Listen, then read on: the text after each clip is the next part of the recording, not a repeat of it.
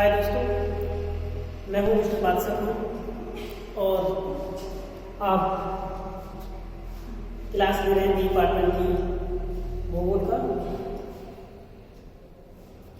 बधाई पीसी चौथी बदन सिंह डिग्री कॉलेज से, और आपका ये सेकेंड क्लास है, दूसरा क्लास है जिसमें कल मैंने आपको सिलेबस बताया था और आज हम बात करेंगे प्रथम प्रश्न पत्र भौतिक भूगोल में भूगोल के अर्थ और उसकी परिभाषा के बारे में।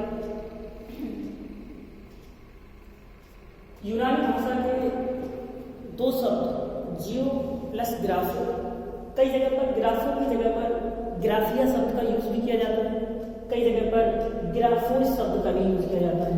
तो यहाँ पर आपको ग्राफोस भी मिल जाएगा और ग्राफिया भी मिल जाएगा।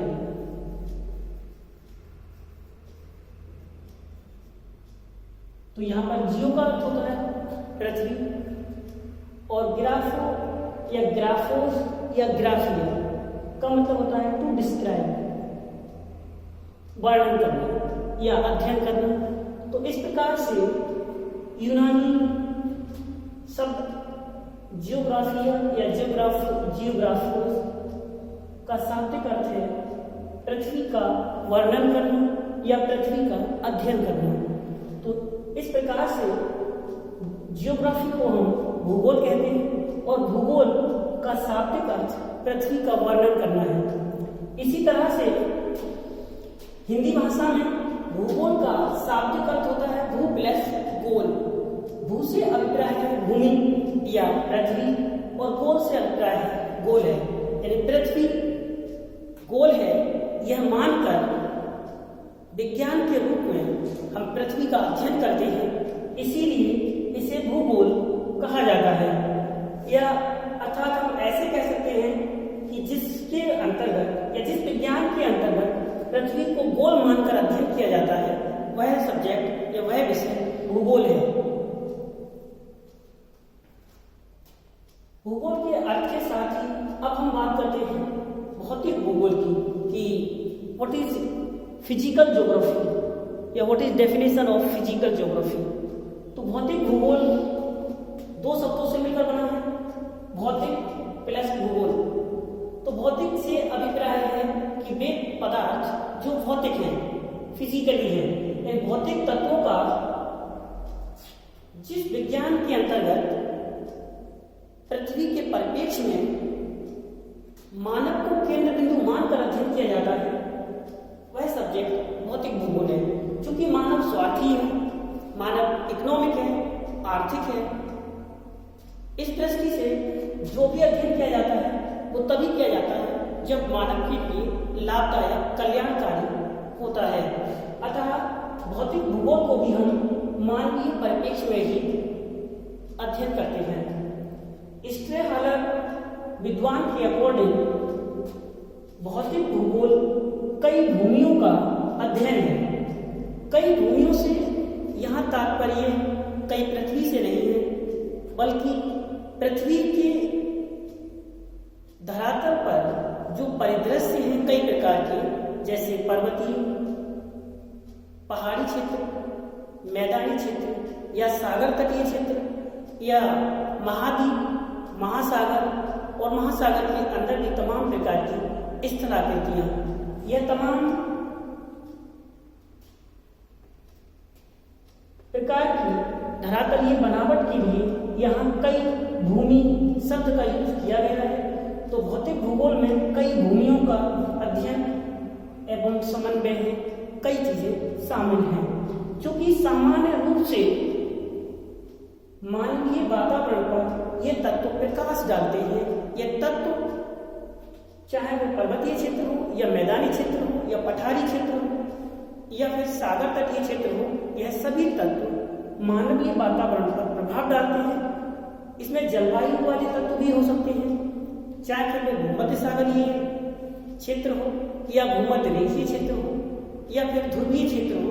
वह प्रत्येक तत्व मानवीय वातावरण पर प्रभाव डालता है और यह प्रत्येक भौतिक तत्व जो मानवीय वातावरण पर प्रभाव डालता है उसका अध्ययन हम भौतिक भूगोल की शाखा यानी भौतिक भूगोल में इसका अध्ययन करते हैं। इसके साथ ही भौतिक भूगोल पृथ्वी के भौतिक स्वरूप का अध्ययन करता है और भौतिक स्वरूप से तात्पर्य केवल स्थल मंडल ही नहीं बल्कि इसमें जल मंडल भी है, वायुमंडल भी है, जैव मंडल भी है। स्थल मंडल में भी पर्वत, पहाड़, मैदान, सागर, महासागर इत्यादि शामिल हैं।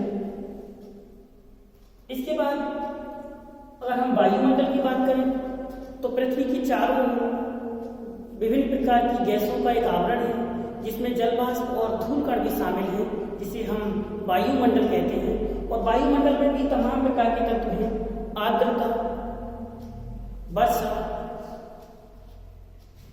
इसके अलावा वायुदाब,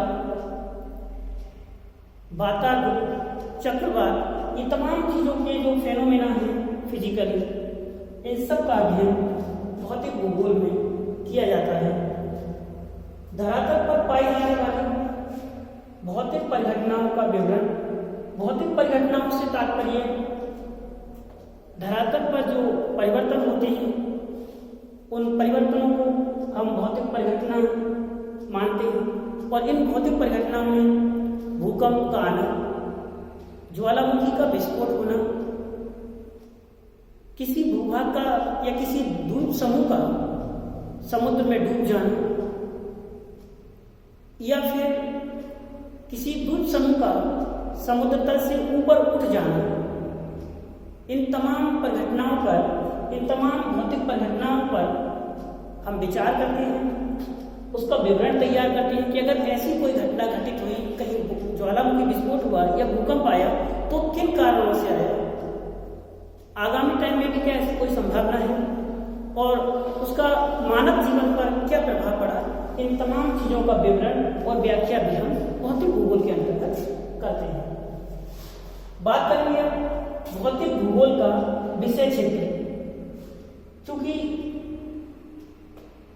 हर सब्जेक्ट की अपनी एक लिमिटेशन है, लिमिट है, और उस लिमिट के आधार पर हम ये तय करते हैं कि किसी भी सब्जेक्ट में हम क्या क्या पढ़ सकते हैं। जैसे मान लीजिए कि एक साइंस का बालक हिस्ट्री से कोई ताल्लुकात नहीं रखता, तो इसका अभिप्राय यह है कि साइंस का अपना एक विषय क्षेत्र है जिसमें वो साइंस की फिजिक्स, केमिस्ट्री और बायोलॉजी या मैथ की ही बात सीखेगा। उसे चंद्रगुप्त मौर्य से कोई ताल्लुकात या कोई संबंध नहीं रखना है, इसलिए वो इतिहास को नहीं पढ़ेगा। तो इतिहास को उसने इसलिए नहीं पढ़ा क्योंकि साइंस में उसका विषय क्षेत्र वह था। तो यहाँ पर भी भूगोल का अपना एक विषय क्षेत्र है और उसमें भी भौतिक भूगोल की हम बात कर रहे हैं, तो भौतिक भूगोल का भी अपना एक विषय क्षेत्र है जिसमें हम उसके 4 फेनोमेना, 4 स्तरीय या 4 पृथ्वी के मुख्य पार्ट्स हैं जिसके बारे में हम स्टडी करेंगे। और इसमें सबसे पहले स्थल मंडल है, फिर जल मंडल है, फिर उसके बाद वायुमंडल है और फिर उन तीनों के एक समन्वयित समरूप मिश्रण से